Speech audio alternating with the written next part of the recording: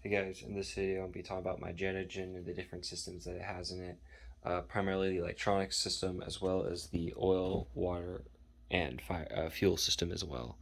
So I'll get started real quick with the electronics because it's the biggest. Okay, here's the jet engine. This is the electrical box. I designed and built in this. I designed this box in SolidWorks here. So I'll show you on the screen real quick a little CAD drawing of the whole thing in SolidWorks sheet metal. Okay, so I decided all the components I wanted to use in this project, and then I designed this box, and so then I was able to make it out of sheet metal and bend it. And that brings us to the inner workings of the jet engine. So my main goals for the electronics on this jet engine were I wanted to have controls. I needed an electric oil pump, so I needed power for oil pump. I needed to have a spark system to ignite the jet engine, and then I needed a way to control that. And then as well, I also wanted some diagnostic stuff, and as well as room for expansion in the future. So right now, I have both my electric oil pump, spark, and then I have currently 2 temperature sensors, with room for a third, and then I always have extra I/O that I can use on the Arduino Nano I'm using to expand out even further. So as far as how the box is designed, this kind of, if you kind of were to draw a line here, everything down would be the high voltage. So this is an Xbox 360 power supply I just assembled, and I have the power. So everything over here is low voltage, and then everything down here is, and this stuff over here is all the high voltage. And this is an ATX computer supply, and so they're spliced together, and they're powered off of this. So this is the power in, and then that goes straight into the switch, which goes to the whole box. All these leads over here, the majority of them, so most of them, they're a bunch together, so I get the 3.3 volt, 5 volt, and 12 volt output. I don't use any of the 3 volts, so all the 3.3 volts leads don't actually go anywhere other than to this custom little power distribution board I built up here. But they are there for future expansion if I do so choose in the future to use them. I have them all come in, so I have all my neutrals here. If I recall correctly, then it's 12 volts and then 5 volts, and then there's a 3.3 volt variated there, but it's empty. So it goes from that power distribution board, and then that goes into this right here. This circuit board I built has the Arduino Nano built into it, and that's the main controller for the whole jet engine. You can see up here, here's 2 of the the temperature sensors that are currently plumbed in. There's a header for a third right there. If I wanted to use that, I would have to add a couple components that I need, added resistor to and solder that in to actually be able to use that if I wanted to. And then I also have a header out here that was for something I was planning on doing but ended up not needing. And then all these analog out or digital pinouts go to this header here, which then bumps them into the relay board, so the Arduino here can control my relay board. I also have an independent jumper from from this cable right here is power in, goes there, that immediately jumps over to this board, so I don't put too much stress on this little Arduino Nano when all these solenoids kick in. So as far as connectivity from the solenoids, by the way, this whole board is 5 volt power. Everything so far is 5 volts. So I have an 8-channel relay board, so I have 8 solenoids. Right now, it does not control anything high voltage, although I do have this 120 volt wire right here plumbed into this solenoid over here for possibly future controlling the water pump in the future. I haven't added that yet, but I just went ahead and ran the wire because it was easy. So the majority of these actually are empty.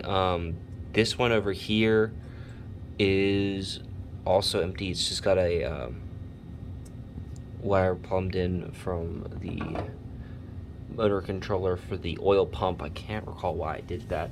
But the 2 main solenoids that are in use right now are this solenoid right here, which controls the spark for the engine to ignite it, and then this one which turns off the oil pump. So actually how this is wired to function is when this box is on, the oil pump is on and flowing, because in testing I've had some issues so far where it will disconnect from my computer and cause the Arduino to reset. And if that were to happen while the engine was running, I would lose oil pressure.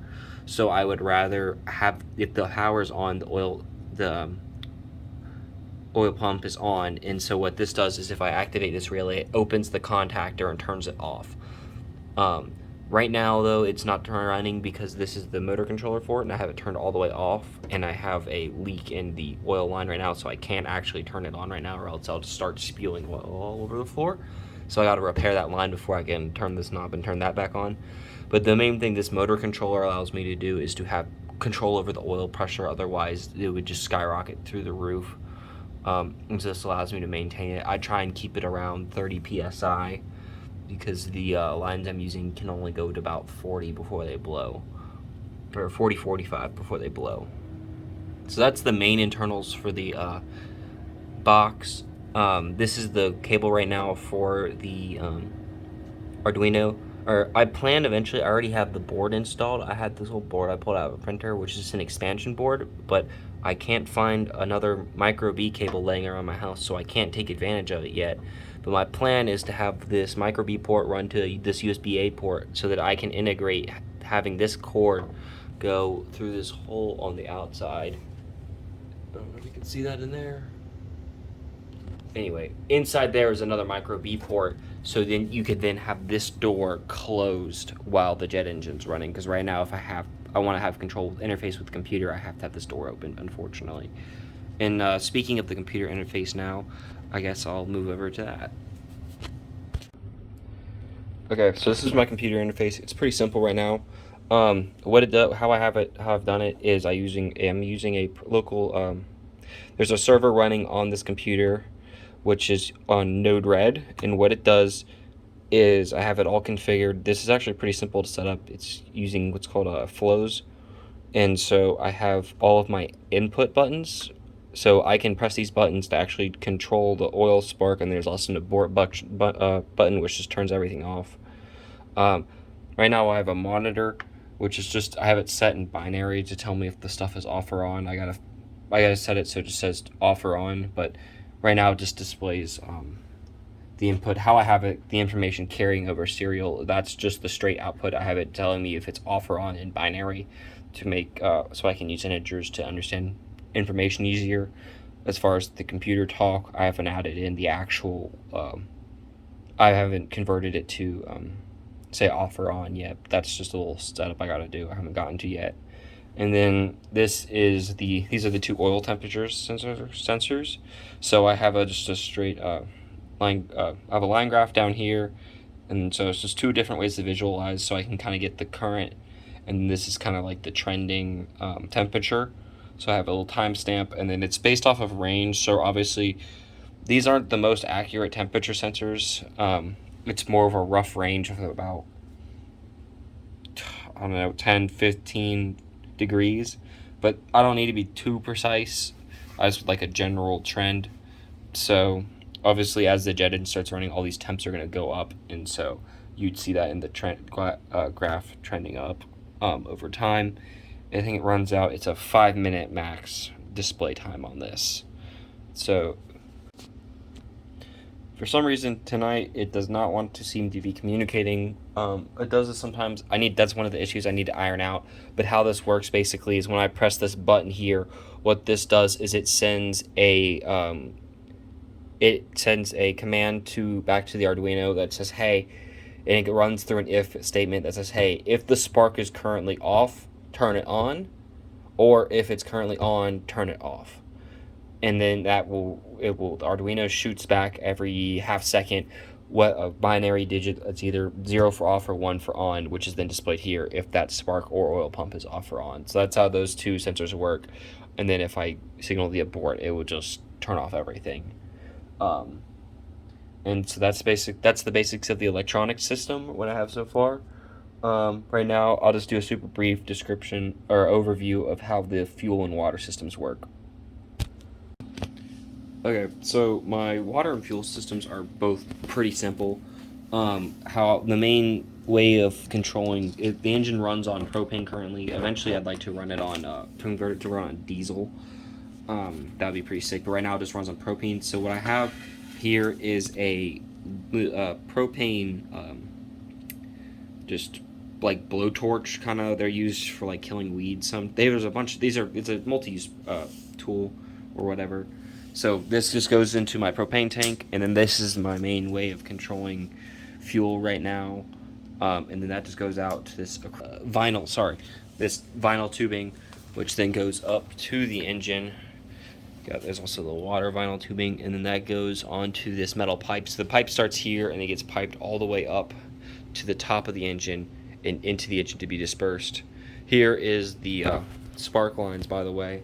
So I've got two grill igniters, which go through this heat shield here, and they go down to the spark module right here, which is controlled by that relay board inside the engine.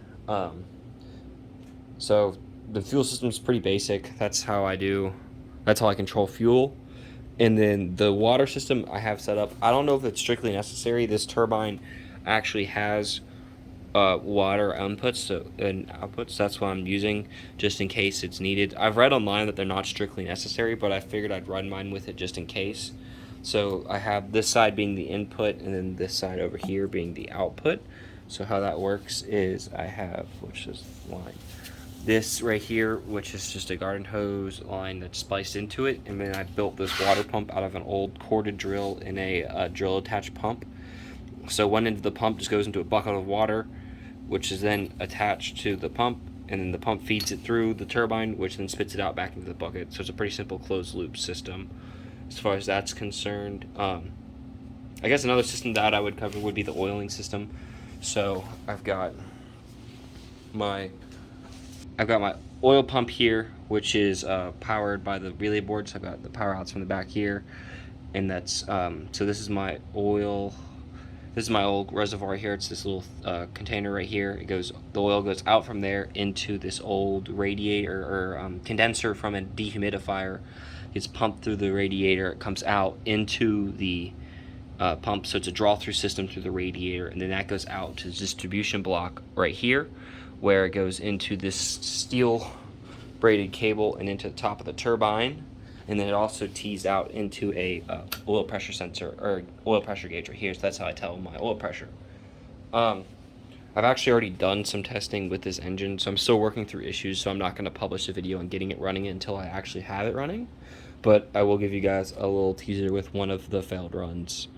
So in the next video, I'll actually have this thing running, and I'm not going to probably post another video about this until I get that thing running. So even though I already have done some test runs, I just wanted to make this video because I had originally planned on making it more as I was building it, but then I ended up not filming really anything. So this is pretty much all the individual systems overview, I guess, for the jet engine. So see you guys next time.